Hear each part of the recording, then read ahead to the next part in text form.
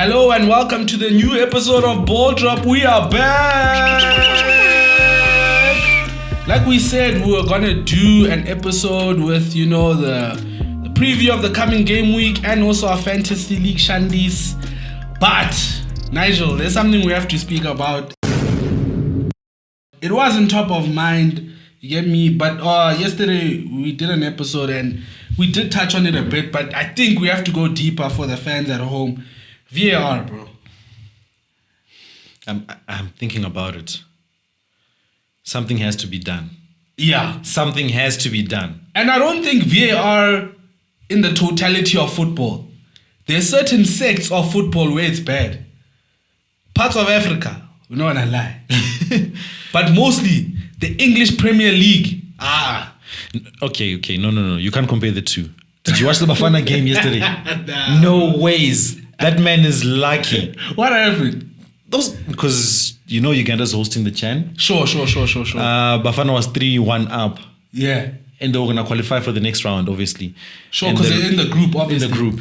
The ref said, no ways, my boys. No ways. Okay, because he gave 2 pens, right? One of the pens, legit. You could kind of give it. It's 50-50. But the other one, he was fishing. Even when Bafana scored the first goal, he went looking for offsides. VAR was getting involved. Like, literally, they were trying to create a story for Uganda. Nah, my boy, don't do that. I hear you. At times, it feels like VAR, they're creating a narrative or a story. They take time creating it. We're going to speak about a few incidents from the past weekend. The first one, bro, Bayinder, the Man United goalkeeper. Saliba is underneath him, pushes him, and then literally lifts his hand to make sure Bayinder can't jump. And then obviously there's a flick on, a header, a goal, and VAR says nothing. I cannot agree with the ref there. You kind of agree with the ref? The keeper has to be stronger. It's your box. You have to control that box. Guys, we grew up with the keeper as a sacred player. If you touch him, it's a free kick. Now, I'm just saying the room and margin for error for keepers now is so low, because if Bayinder punches through and Saliba somehow puts his head there before the ball, it's a penalty. No, but he has to be more intelligent, right? Try jump up a bit and then fall down because they're holding you. Okay, sure. Make it look like a foul. Even though I think it is a foul. That's my main thing. It's a foul. You get me? What I'm trying to say, if the ref thinks it's soft, right? I can understand. But there's no way VAR can watch that at home and say, listen, it's fine. That is crazy business. Yeah, the more I watched the clip, the more I thought it was a foul. But first glance, I thought, no, the keeper has to do better. Do you get what I'm saying? So if the ref has one glance and he says it's not a foul, I get it. But now, VAR looking at it properly over and over again, it's like, how can you not give that? Then I get that's a 50-50. We're going to get to one where I think all of us agree here on the pod, you included, and the people at home, except maybe Arsenal fans. Saliba's challenge. I think it was it on Sesko? I think it was on Sesko. Was it on Sesko? No, it was on Cunha. On Cunha, where he goes through him, through the back, does not get the ball, no pen. There is not the ref that's to blame. Yeah, VAR. Now, I don't know where they were. Maybe I have a theory, and I think Chris agrees with me. Yeah. Sometimes I think they do this thing on purpose. For entertainment purposes, because look, we're talking about it, passionate, gets the people going.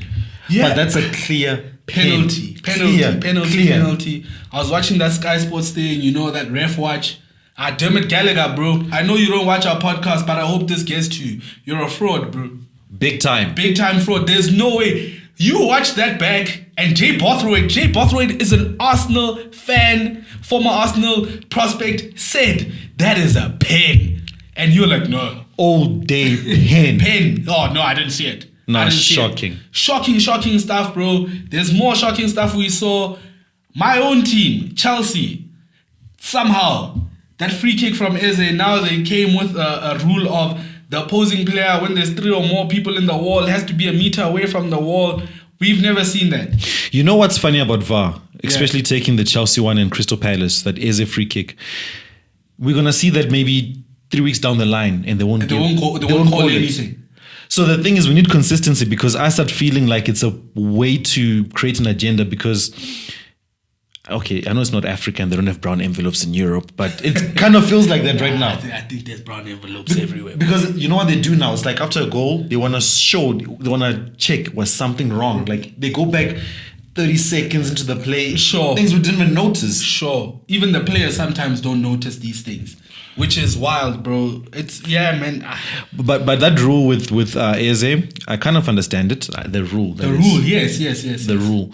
But, nah. Because, yeah, they've said there's a directive now to enforce that rule more. So I want to see throughout the next few weeks. I don't care if I support Chelsea, bro. That decision seemed like a very dubious decision. Now, like you said, consistently, that needs to be the rule. That needs for to everyone. For everyone. There's another contentious decision. Hugo Ekitike. What happens to these refs, actually? What happens to them? Nothing. So you make a mistake and nothing happens to you? Nothing. Because that's not a mistake. The only time something happens is when it's blatantly agreed that this was a mistake. Then they take you off, and then a few games you don't ref, then you come back. You get the Howard Webb apology. You get the Howard Webb apology. Oh, we're sorry.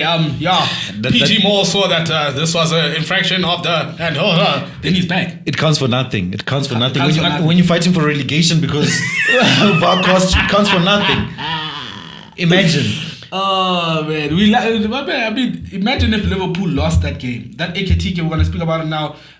It was Senesi. He literally flicks his hand and he hits the ball. First time viewing, there's no way the ref could have seen that. Yeah. I understand.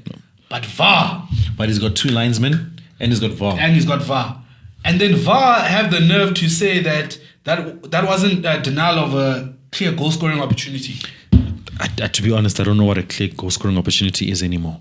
The man was last man. There was no one between him and the goal besides the goalkeeper. Besides the goalkeeper. And he's got pace. I think now clear goal scoring opportunity must mean that you're on the line and you're about to kick the ball inside the Honestly. No, but like I said in our previous episode, I just think they didn't want to ruin the game. You know, it's the opening game of the season. All eyes are on the game. Because if they blow for that, it's a red card, obviously. Sure. First 7 minutes stand to be corrected. And Liverpool go on to probably win 5-6-0. I'm sorry. I'd rather have that, bro. No, but as a neutral, what would you rather have? As a neutral, do you know what it is for me as a neutral? I don't... When Liverpool play Bournemouth, I don't care about the game being nice. Okay. Do you get what I'm saying? But when Liverpool play Man City as a neutral, I sort of get the entertainment value of that. But when Liverpool... But also... I think the problem is, if this was me speaking 3 years ago, fine. But now we're in such a time where if VAR is there, you can't be getting things wrong. You get me? Like you remember back in the days, somebody gets like Messi does a 2-footed challenge, and it's the 20th minute, and it's Messi. They want to take him off. There's no VAR to be like, oh, that was 2-footed, whatever. Then it's fine. But now, where the VAR is there. No, but to be honest, even if Messi did that now, they'll let him go. No, let's be honest. Sure, but that's why I think my solution of the audio, as like rugby, where you hear the audio between the ref and the players and VAR. Let's hear what they say, because now you can't get away with it. Do you get what I'm saying? Because now if you say, oh, no, it was 2-footed, but whatever, then it's sort of like, okay, that's the thing now, where refs can start getting charged quicker, and sooner or later we'll see, are they corrupt or not? No, but my issue is, you can still, as VAR, you can influence a game, right? Because Sure. I could score a cracker, and then they come back and they say, no, the keeper held the ball for more than 8 seconds. It's 8 seconds now, right? Sure. And then somebody else does it and they don't check. So I still think we need to have a limit, right? For example, in terms of the three challenges. Yeah, each coach must be able to say maybe 5 a game or whatever. You only have 5 appeals per game. And then it's just down to the referee. VAR is gone now. Yeah, because now these guys are ruining the game. Now when people score, then they want to go crazy, but he can't. He's just watching. Okay, is it a goal? Is it a goal? Yeah, man. I think we're still going to have these contentious decisions. I think we'll probably do this every week, seeing as this is what happens every week. But that's what they want. That's the issue now. That's the issue. But they've got us. Congrats. Salute. Let's get to some of the games that are playing this weekend. On Friday, the first one is West Ham versus Chelsea. Linde. Yes. Linde. if Chelsea do not win this game, Linde, Yeah, you bro. can't get anything but a victory against a team that lost to Sunderland. Sunderland. Listen, bro. Listen. I feel the same. If we don't get the maximum points, I write off our title chances, because I not even challenging for the title, because that shows that you don't have the mentality to say, oh, okay, we versed a tough team in Crystal Palace. Now we verse West Ham, who are down and dust. Kill them off. Yes, obviously West Ham is going to come in a bit strong because they're also embarrassed 3-1. And they're at home, yeah. And it's a London derby. Sure. But still. Chelsea should be Still, going yes. all out. If Chelsea don't do this, Linde, we need to burn the shirt here. If Chelsea don't do this... What are you talking about? You cannot... Sunderland made these guys look like small boys. Sunderland. What do you think this is, a protest in flipping Alex? We need to burn the shirt. No, for what? Listen. We should win. I'll be fuming if we don't. Listen, if we win there, I'm coming blue, top to bottom, boy. I've got a Chelsea cap. Yeah, bro. But if West Ham pull a miracle, I'm buying the jersey. Buy the jersey. I'm bringing it right here. Go away. Let's get to the next game.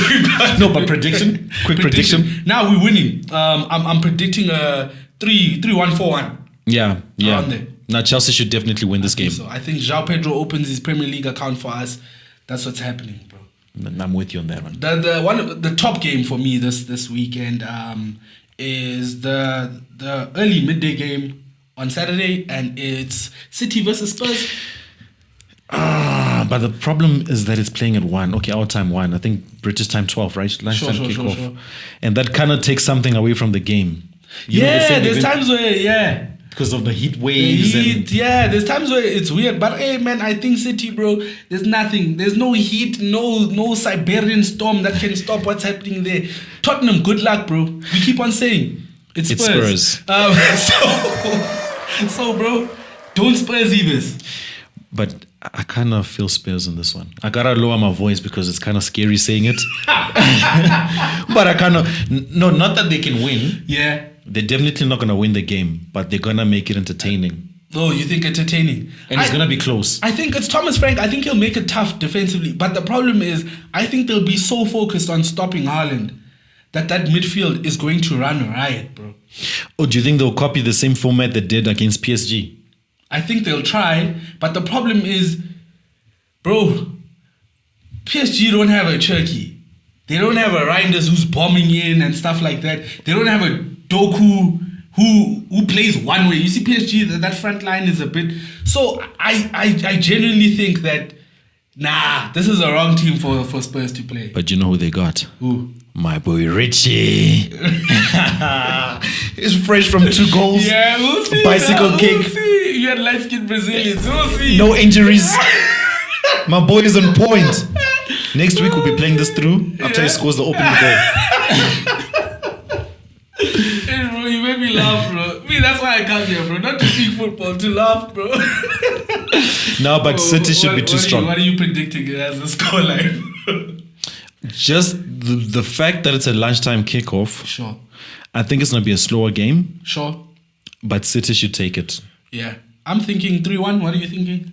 I'm thinking 2-1. 2-1. Okay. Entertaining 2-1. Entertaining. I think so too. And then next Arsenal are playing Leeds. This one. Victor. If Victor does not get on the score sheet, because my fantasy is on the line. My fantasy is on the line. The man costs 9 million. 9. All right, yeah, you dog. It's also, bro, you know how football fans are. They're waiting to see if he's James Bond, 007. The thing is, right, because we did say he's a bully with smaller teams. Sure. And I know Leeds performed yesterday. This is a smaller team. But the thing is he going to start though? Nah, he has to. There's no way he's not starting. There's no doubt in my mind. If he doesn't start, bro, that's a kick in the balls from Arteta. Arteta can't. Nigel, let's say they bought you, okay, for that money, right? And you start first game, you don't score, you don't play that well. Second game, he benches you, bro. That's demoralizing. You hear what I'm saying? It's sort of like You're saying you saw me once in the Premier League game, and I'm not. What? He's not fit enough. Yo, but bro. did you see when he came off? People were actually clapping. The fans were clapping, kind of cheering. I think the fans will back him because they have no choice. We did say this is do or die for them, so I think they have to put their whole hearts and minds behind it. The guy who will be the problem for Arsenal this season, number 8. No, Mikel Arteta. Oh, the actual manager is the one who'll be the problem. The pressure, I think, will be too much. The excuses are already coming, but there's no excuse this game. Arsenal should win this game. No, there's not going to be excuse from Arsenal. In May, we'll be here celebrating. I'll be wearing my Arsenal jersey. Champions in the back. Okay, give us your prediction. No, that's the score, bro. Yes, yeah. Leeds, fresh off a good victory. Sure. But it's Everton. And they're playing at the Emirates. Minimum of 3 goals from Arsenal. Nothing from Leeds. Yeah, 3-0. Let's go. Me too, 3-0. We're on the same page. There's a game that I think will be tough. The next one, Fulham versus United. This is the hardest fixture to predict. The hardest fixture to predict. And they're playing at Craven Cottage. Oh, yeah, they're playing at Craven Cottage. So, yeah. Bro, Marco Silva will make it hard, bro. You don't know how United's going to fare. You say this is the game that they're all going to shine. The stars are going to be there. They should. Bruno's going to be assisting. They should. We'll be here next week after 2-2. Yes, bro. That's the... 2-2. But there's a guy we didn't shout out properly last episode for the game against Arsenal. Matthijs de Ligt. Wow. Bro. We haven't seen him play like that since Ajax. Yeah, bro, yeah. So, Nigel, that's the guy who's going to hold it down. Bro, Raul Jimenez, Rodrigo Muniz, Matthijs de Ligt. Just give me the Ligt. No, I won't hate on the boy because most times when you give a shout out, the player actually plays well the next game. But I think it's going to be a 2-2. 2-2. If not, even a 2-1 to Fulham. So 2-1 to Fulham or 2-2. I am predicting 4-2 to United. United! I hope so. But I love United. Even though Arsenal's my number 1 team, I love United. But I can't see them getting more than a draw here. Okay, damn. And then we've got this should be a tough fixture, but I don't think it will. I think this is a tough fixture because of the transfer news that was surrounding the fixture and still surrounding the fixture. Yeah. On Monday, Newcastle versus Liverpool. And they'll be playing at St. James's Park. I'm sure the Geordies will be going crazy. Singing that song. You know that song? Which one? There's only one greedy bastard. Oh, there's only one greedy bastard. Yeah. Oh, damn. I don't know if we're going to get demonetized. Man, it's like... So Newcastle, Liverpool. Yeah. A defining game. This is probably going to be the game that decides whether Isak stays or goes. I'm talking about from Newcastle's perspective. You think so? Or you think if they beat Liverpool, they'll think, this guy could go? Which they're likely to do.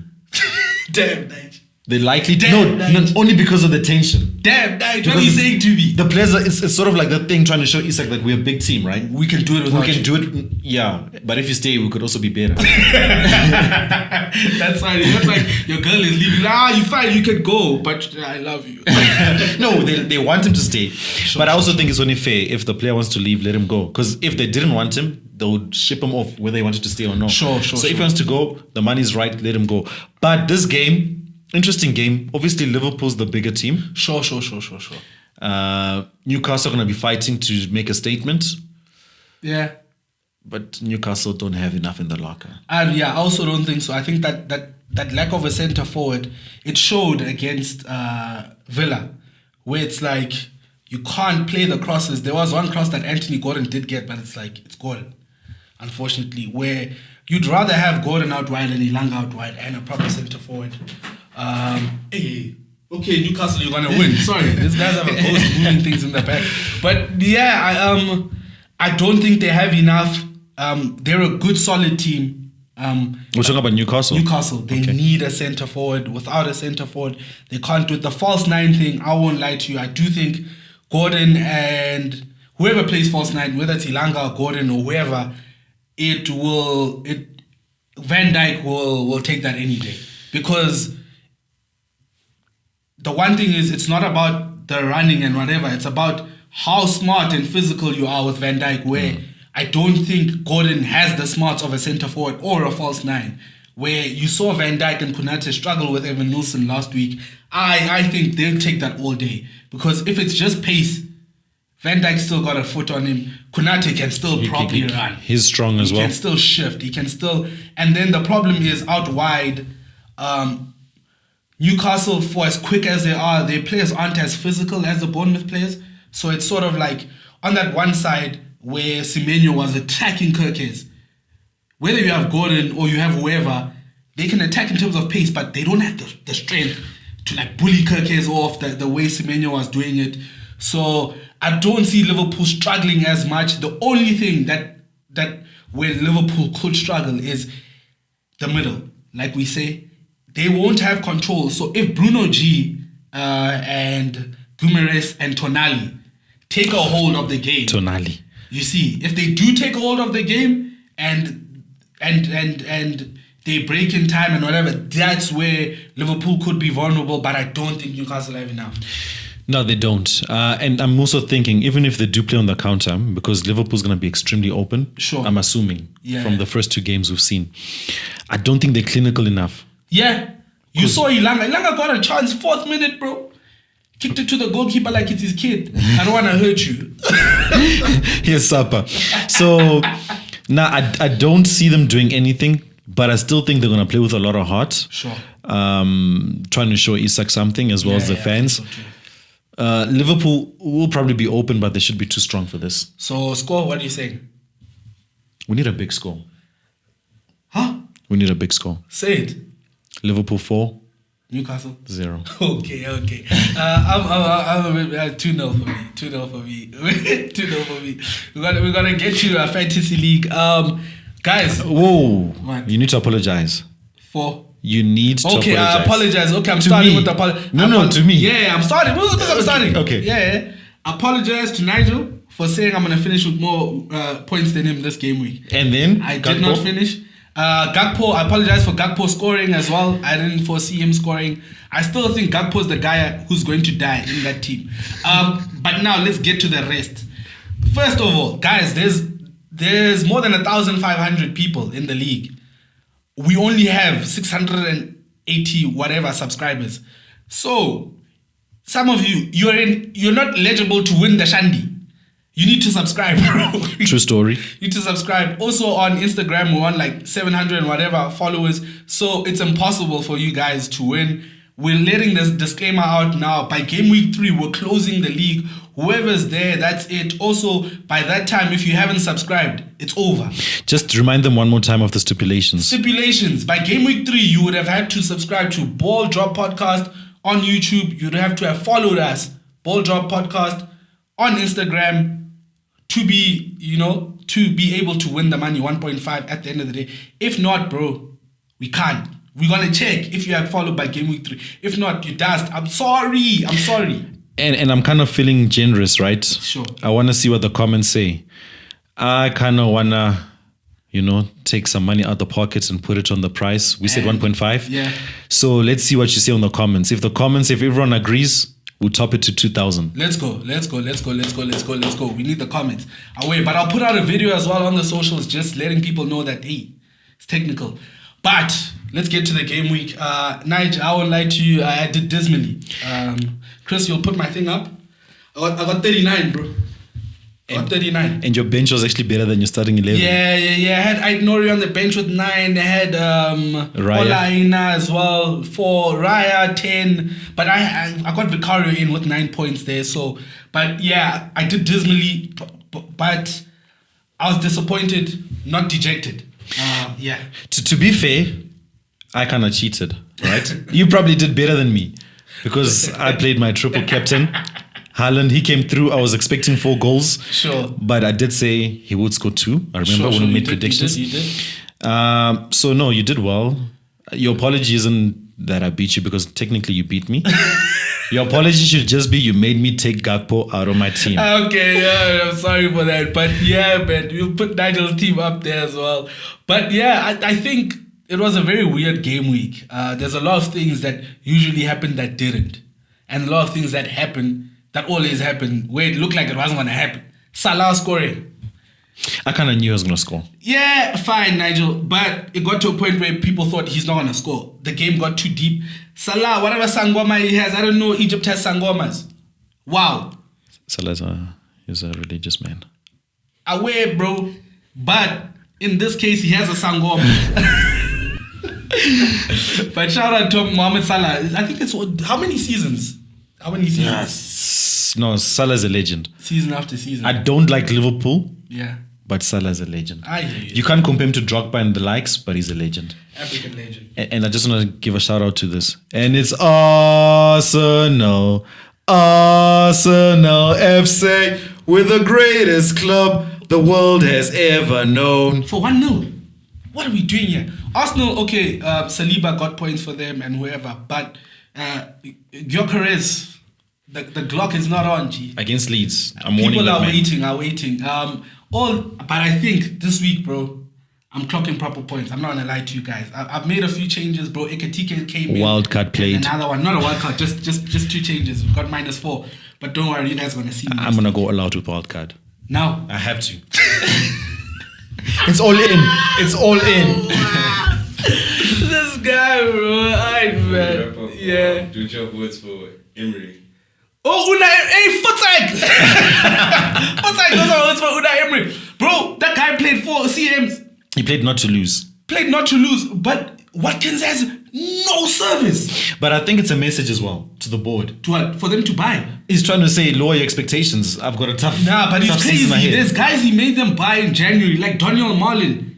Wait, Daniel Marlin played well preseason. Now I don't want to start him. Man, Unai, dog. Marlin is. I thought he was a player with potential. Yeah, that's the thing, dog. There's something wrong with Unai Emery. It's like he knew, dog. It's personal between me and you, dog. But listen, bro. If you want to correct things, bro, I still have Watkins in my team. You know what to do, dog. Let's just go, bro. Keep that man on the bench. Chill.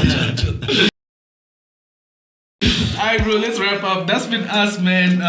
We'll be back with you guys next week. There's 2 episodes dropping this week. Check both of them out.